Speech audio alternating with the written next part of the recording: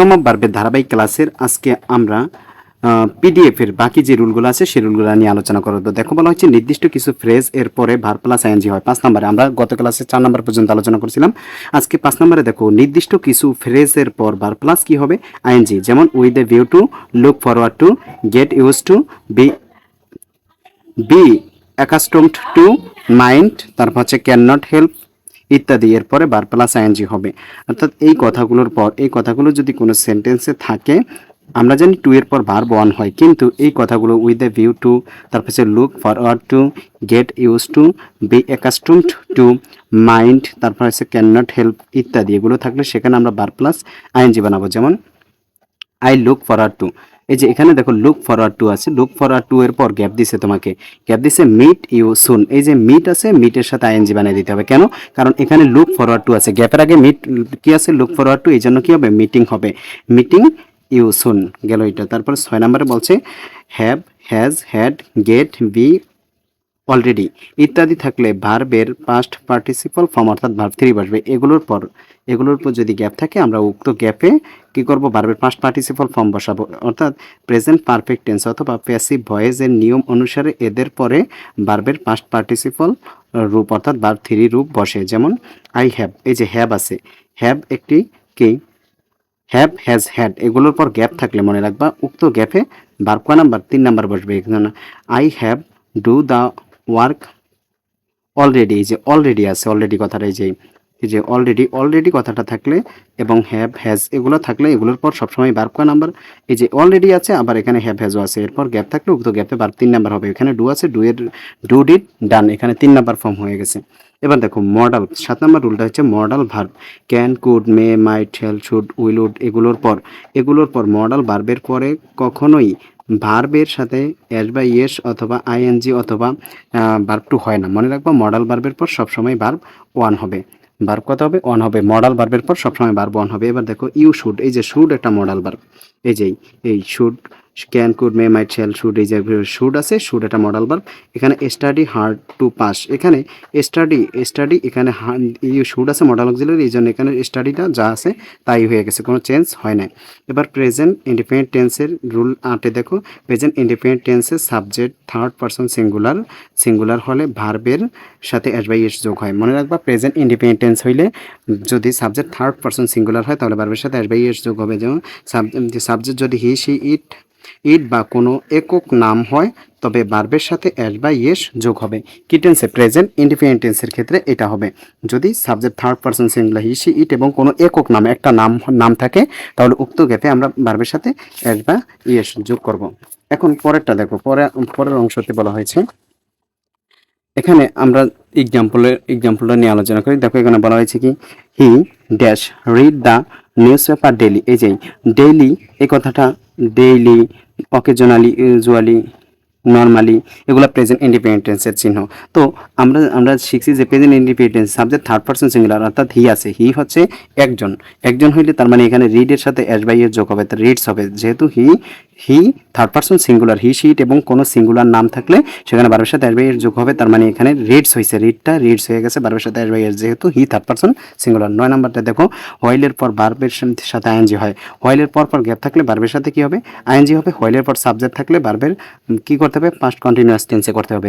তাহলে হোয়াইলের পর ভার্ব থাকলে, দেখুন হোয়াইলের পরে যদি সরাসরি ভার্ব থাকে তবে তার সাথে কি করতে হবে? আইএনজি করতে হবে।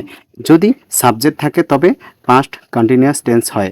অর্থাৎ হোয়াইলের পর এই যে হোয়াইল আছে, হোয়াইলের পরই কি করবা? যদি গ্যাপটা থাকে তুমি আইএনজি বানাই দেবে। এই যে দেখো হোয়াইলের পর গ্যাপ আছে, তাহলে কি করবা? কি আছে? ওয়ার্ক আছে না, in the garden I saw a bird, এখানে ওয়ার্ক আছে, ওয়ার্কের সাথে আইএনজি বানিয়ে দিবা। কারণ হচ্ছে কি হোয়াইলের পর গ্যাপ আছে। এখন যদি হোয়াইলের পর গ্যাপ না থাকতো, যদি একটা সাবজেক্ট থাকতো তাহলে was were plus verb plus ING বসাইতাম, was were plus verb plus ING. 10 নম্বরে কি বলছে? It is time, it is high time. এরপরে সাবজেক্ট থাকলে ভার্ব এর পাস্ট ফর্ম অর্থাৎ ভার্ব টু বসে। It is time, it is high টাইমের পর যদি সাবজেক্ট থাকে তাহলে ভার্বের পাস্ট ফর্ম ভার্ব টু বসবে। আর যদি it is time, it is high টাইমের পর টু থাকে তাহলে ভার্ব ওয়ান বসে। এটা মনে রাখবা। It is time, it is high টাইমের পর টু থাকলে ভার্ব ওয়ান, এবং it is time, it is high টাইমের পর যদি সাবজেক্ট থাকে তাহলে ভার্বের পাস্ট ফর্ম অর্থাৎ ভার্ব টু বসবে। যদি কোনো কাজ এখনই করা সঠিক সময় বোঝায় তবে সাবজেক্ট এর পরে ভার্বের দ্বিতীয় রূপ বসে। যেমন it is high time we we change our bad habit, এই যে চেঞ্জ আছে না, চেঞ্জের সাথে ইডি যুক্ত করে দেওয়া চেঞ্জ, অর্থাৎ ভার্ব টু বানাইতে হবে। কেন? এই যে ইট ইজ টাইমের পর কি আছে, সাবজেক্ট আছে উই, উই থাকার কারণে এখানে আমরা ভার্ব এটাকে চেঞ্জ আছে চেঞ্জড হবে, চেঞ্জ আছে ভার্ব কথা হবে টু চেঞ্জড হবে। তারপরে 11 নম্বর যে রুলটা, ডু ডাজ ডিড এর পর গ্যাপ থাকলে সবসময় কি করতে হবে, ভার্বের বেস ফর্ম অর্থাৎ ভার্ব ওয়ান বসে। ডু ডাজ ডিড, যদি কোনো সেন্টেন্সে দেখো ডু ডাজ ডিড ব্যবহার হয়েছে তাহলে উক্ত সেন্টেন্সে ভার্ব ওয়ান হবে। যেমন হি ডিড নট, এই যে ডিড ব্যবহার করা হয়েছে তার মানে এখানে গো, এখানে যা আছে হুবহু তাই হবে। হি ডিড নট গোই হবে। কেন? এই যে ডিড ব্যবহার করা হয়েছে, আমরা জানি ডু ডাজ ডিড কোনো সেন্টেন্সে থাকলে পরে গ্যাপে ভার্ব কত হয়, ওয়ান হয়, এই জন্য এটা ওয়ান হয়ে গেছে। Ago last yesterday, ago last yesterday, once upon a time, once upon a time থাকলে পাস্ট ইনডিফিনিট টেন্স অর্থাৎ ভার্ব টু হবে। কোনো সেন্টেন্সে যদি দেখো যে এগো last yesterday once upon a time এগুলো কথা উল্লেখ আছে, তাহলে উক্ত গ্যাপে ভার্ব কত বসাবা, টু বসাবা। এগুলোর দ্বারা অতীতে নির্দেশ করে, ভার্ব টু বসাবা। এখন তারপর আমরা যে কাজটা করব, ভার্ব টু বসাবা। এখন দেখো এখানে আমরা এক্সাম্পলে চলে যাই। এক্সাম্পলটা কি বলছে, আই ড্যাশ ভিজিট কক্সেস বাজার লাস্ট ইয়ার, এই যে লাস্ট কথাটা উল্লেখ আছে, আমরা একটু আগে শিখছি এগো ইয়েস্টারডে লাস্ট, এই কথাগুলো উল্লেখ থাকলে তাহলে এখানে ভার্ব কত হবে, টু হবে। তাহলে এই যে এই লাস্টটা কথাটা উল্লেখ আছে, এই জন্য ভিজিটের সাথে কি হবে, ভিজিটেড হবে, ইডি অর্থাৎ ভিজিটেড, এটা ইডি যুক্ত করে দিলেই এটা ভার্ব টু হয়ে যাবে। তাহলে আই ভিজিটেড কক্সেস বাজার লাস্ট ইয়ার, ঠিক আছে, এই লাস্ট ইয়ার থাকার কারণে এখানে ভার্ব টু হয়ে গেছে। তারপরে 13 নম্বরে বলছে প্যাসিভ ভয়েস এ বি ভার্বের পর ভার্ব এর পাস্ট পার্টিসিপল ফর্ম অর্থাৎ 3 নম্বর ফর্ম বসবে। মনে রাখবা প্যাসিভ ভয়েসে বি ভার্বের পর, বি ভার্ব কোনগুলো, অ্যামিজার ওয়াজার এগুলোর পর বি অ্যামিজার ওয়াজার এগুলোর পর সবসময় ভার্ব কয় নাম্বার, 3 নাম্বার বসবে। যেমন the work was dash by him, এখানে দা ওয়ার্ক নিজে কাজ করতেছে না, এখানে হিম কাজ করতেছে, মানে কাজটা করতেছে সে, তার দ্বারা করা হইতেছে। তার মানে এখানে প্যাসিভ ভয়েস, এই যে ওয়াজ আছে একটা বিবার হচ্ছে অ্যামিজার ওয়াজার, তার মানে এই যে ওয়াজ আছে ওয়াজ, এটা বিবার সাবজেক্ট নিজে কাজ করতেছে না, এই জন্য ডু ডিড কি হবে, ডান হবে। এটা প্যাসিভ ভয়েসে, তার এটা ভার্ব ডু ডিড ডান অর্থাৎ 3 নাম্বার বানিয়ে দিতে হবে। এবার ফার্স্ট কন্ডিশনাল, অর্থাৎ first conditional if plus present indefinite tense হলে পরের অংশে ফিউচার ইনডিফিনিট টেন্স অর্থাৎ উইল প্লাস ভার্ব ওয়ান হবে।